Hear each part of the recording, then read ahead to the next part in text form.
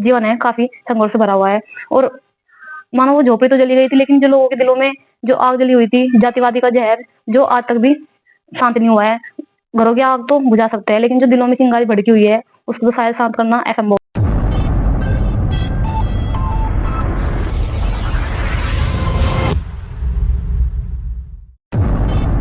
दरिया तेरी खैर नहीं, बूंदों ने बगावत कर दी है। दरिया तेरी खैर नहीं, बूंदों ने बगावत कर दी है। नादाना समझ इनको, लहरों ने बगावत कर दी है।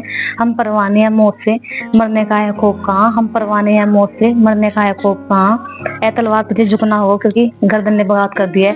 Hi everyone, welcome back in your channel Young Thinkers, where we discuss ideas that matter to you and our nation. Friends, today I am talking about something that's affect to all us. Friends, कैसे आप सब? उम्मीद करती हूँ अच्छे होंगे।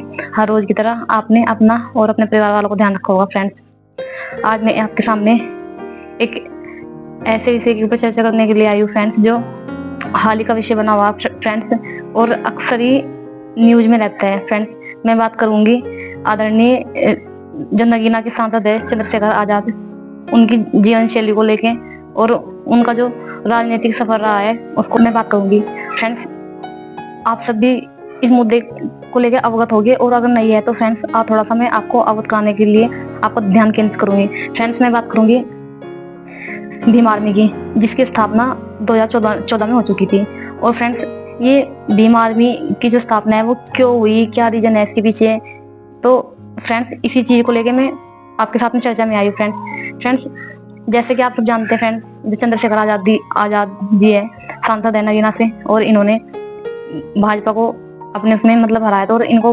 प्रचंड बहुमत से जीत भी हासिल हुई थी, जो कि नगीना के सांसद चुने गए थे, जो सामान्य जो लोकसभा के चुनाव हुए उसमें। तो फ्रेंड्स, मैं बात करूंगी, हम अक्सर ये भूल जाते हैं कि चाहे कोई भी वो लीडर हो देश का हमारे, कि हम उसकी मतलब ये क्या कहना चाहिए कि हम उसके स्ट्रगल को भूल जाते हैं, अक्सर जल्दी भूल जाते हैं। ये तो देख लेते हैं कि वो कहाँ तक पहुंच गया, लेकिन हम ये नहीं देख पाते कि उसका जो पिछला जो लाइफ है, उन्होंने कितना स्ट्रगल करा और फिर कैसे वहां तक पहुंचे।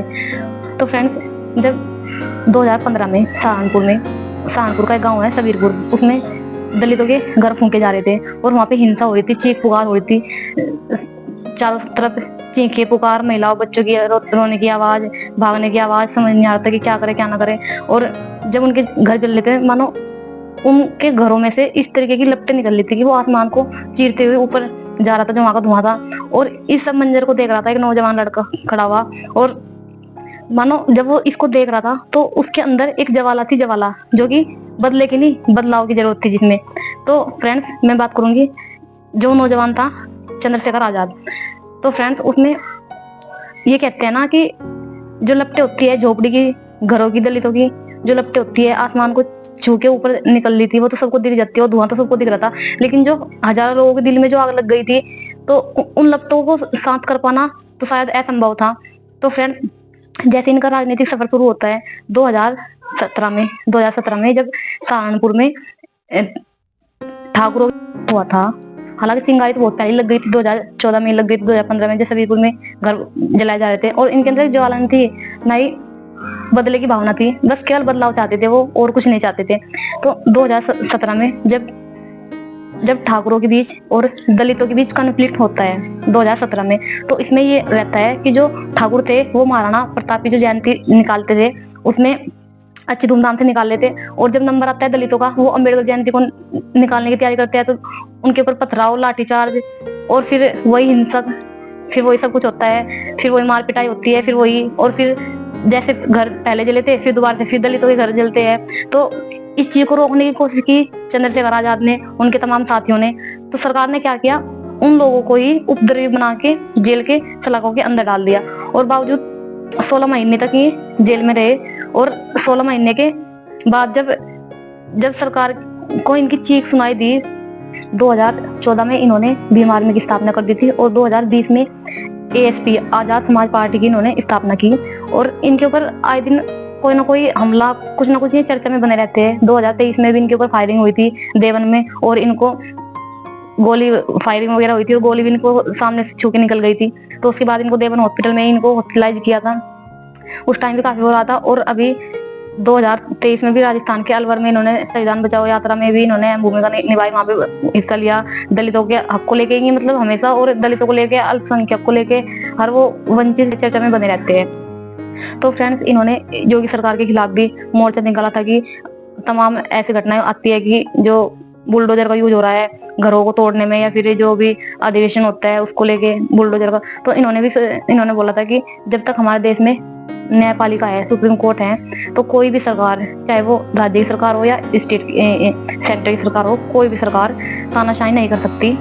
तो इन चीजों को लेके आवाज उठाते हैं। और अक्सर आज मैं जो आपके सामने आई हूँ यहाँ पे, मैं इसलिए आई हूँ कि इनका जो राजनीतिक, चंद्रशेखर आजाद हमेशा ये कहते हैं कि हम सत्ता में इसलिए नहीं आते कि हम राजा बने, बल्कि राजा बनाने की शक्ति हमारे पास में है। और जब तक हमारे दलितों के ऊपर, अल्पसंख्यक के ऊपर, या फिर वंचित शोषितों के ऊपर जुल्म बढ़ता रहेगा, तब तक ये जो बीमार संगठन है ये आवाज उठाता रहेगा। क्योंकि जब तक गुलामी रहेगी, चाहे वो फिर दलितों की हो, वुमेन्स की हो, ये उनको लेके हमेशा आवाज उठाता रहेगा। और बीमार में कोई संगठन नहीं है, आज के टाइम में एक विचारधारा बन चुकी है जो कि तब तक जिंदा रहेगी जब तक समाज में भेदभाव रहेगा।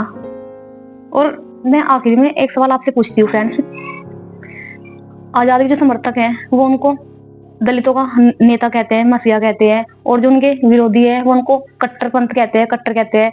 सवाल ये नहीं है कि कौन उनको क्या कहता है फ्रेंड्स, सवाल ये नहीं है कि कौन उनको क्या कहता है, सवाल ये है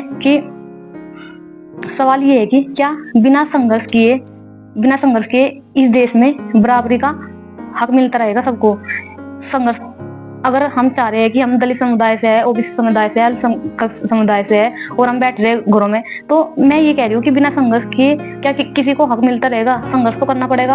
और कि अभी हाल ही में ये चर्चा में बने हुए भी है, और अक्सर बने भी रहते हैं, क्योंकि बिकॉज कहीं लड़कियों को बलात्कार हो रहा है तो कौन बोलता है? ये सबसे पहले आवाज उठाते हैं। ये नहीं देख रहे कि दलितों की लड़कियों के साथ में हो रहा है या किसी और कैटेगरी की लड़कियों के साथ में हो रहा है। मतलब इनको ये रहता है कि बस अगर किसी के साथ में भी अन्याय हो रहा है ये तुरंत बोलते हैं। और मुझे नहीं पता देश में कितने सांसद हैं, 500 प्लस ही हो गए आई थिंक, तो उसमें से कितने सांसद उतर के जमीनी स्तर पे काम करते हैं। ये बेचारे अपना ये देख लो कि अपना राजनीतिक जीवन, इस तरीके का राजनीतिक जीवन थोड़ा ना होता है। ना तो ये हवा की परवाह करते, ना धूप की परवाह करते, ना बारिश की परवाह करते, और सीधे चले जाते हैं पीड़ितों से मिलने के लिए। अभी हाल ही में 2 बहनों की शादी टूटी थी, तो उसको लेके आवाज उठाते, और बीच में कुछ उपद्रवों ने इनके गाड़ी के ऊपर हमला कर दिया, अटैक कर दिया।